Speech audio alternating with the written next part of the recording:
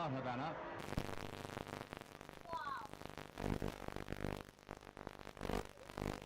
Khrushchev happily receives a gift of the Cuban flag as he lines up with a solid endorsement for the home-brewed anti-Americanism of Fidel Castro, the Soviet sole Western Hemisphere ally.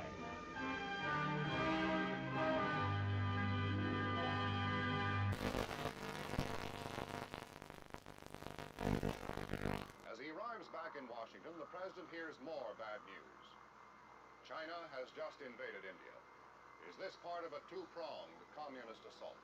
Now the president must weigh all the factors one final time, then make his decision, knowing that whatever he does, he risks nuclear war.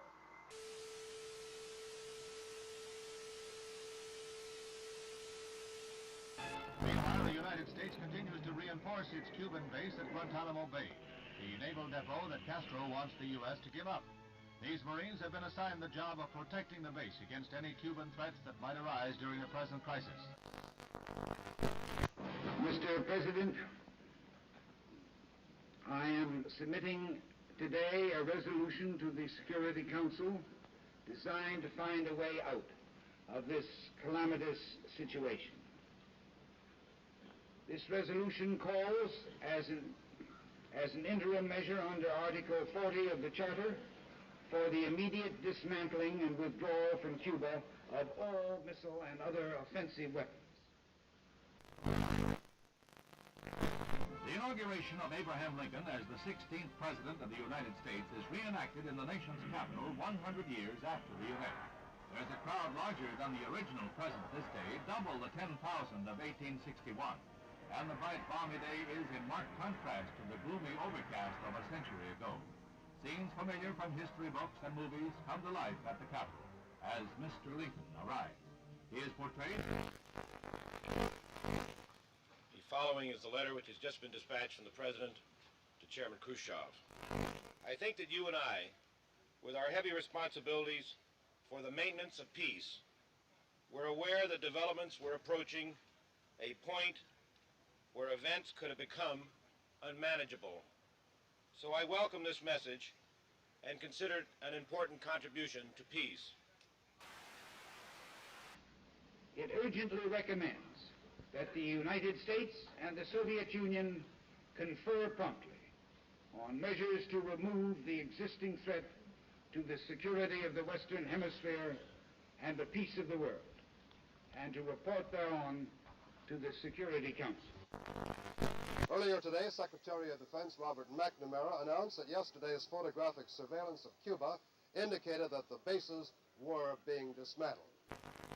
But with increased United States aid and instruction, Vietnam soldiers learned to fight back against the communist Viet Cong. Helicopters become a crucial weapon against guerrillas who strike, then disappear will-o'-the-wisp in marshes. Southeast Asia and Berlin are not the only hazard areas in the orchestrated struggle of the Cold War. There is Cuba, from which Bay of Pigs invaders hobble back when their ransom is paid. The President visits the big missile center at Vandenberg Air Force Base. He becomes the nation's first president to see an intercontinental ballistic missile fired when an Atlas D blasts off its pad to roar down the Pacific Missile Range in a perfect launch.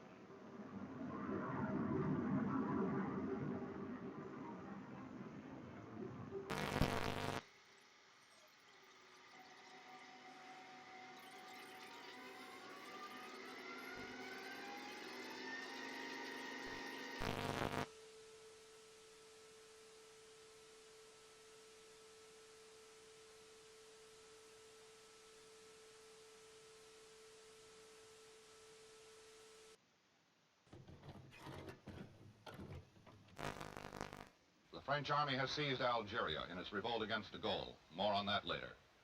In Laos, the government's army suffered its worst defeat of the Civil War, evacuating its last stronghold in north-central Laos. Now the communists may want to begin the ceasefire talks. I believe that in the 1960s, the United States can once again capture the imagination of the world. Chicago, the Windy City, is both windy and snowy in the wake of a storm which leaves more than half a foot. Temperatures drop to 0 during the storm. San Francisco gets the heaviest snow in 30 years. Children, many of whom have never seen snow before, are more spellbound than snowbound.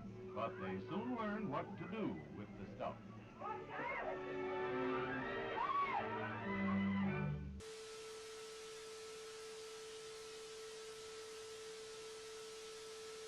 I, John Fitzgerald Kennedy, do solemnly swear that you will faithfully execute the office of President of the United States. that I will faithfully execute the office of President of the United States And will, to the best of your ability, and will, to the best of my ability, preserve, protect, and defend the Constitution of the United States. preserve, protect, and defend the Constitution of the United States.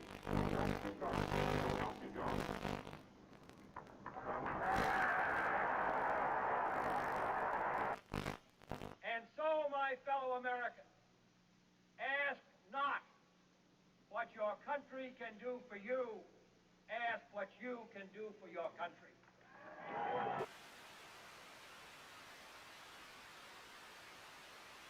British Prime Minister Harold Macmillan arrives in Key West, Florida for a conference with the President on the explosive crisis in Laos.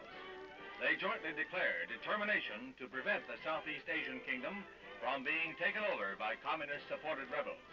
Also discussed is Britain's ceasefire proposal to Moscow. Gromyko, is the Soviet Union willing to agree to a ceasefire in Laos?